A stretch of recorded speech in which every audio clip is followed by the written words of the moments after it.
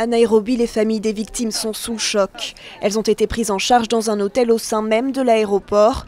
Le Premier ministre éthiopien leur a présenté ses condoléances et leur a promis des réponses.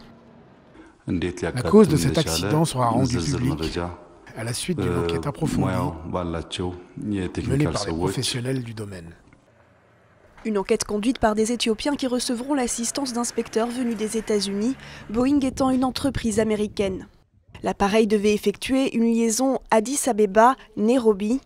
Il s'est écrasé ici, dans la région de Bishoftu, à une 60aine de kilomètres au sud de la capitale éthiopienne.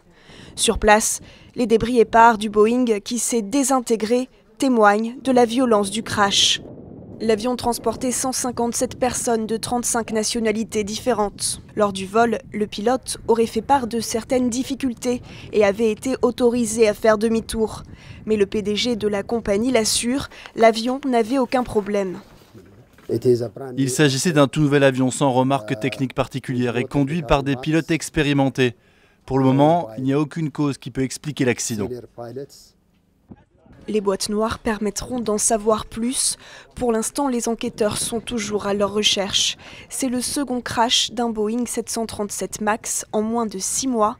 Le même modèle s'était écrasé en Indonésie en octobre dernier, tuant 189 personnes.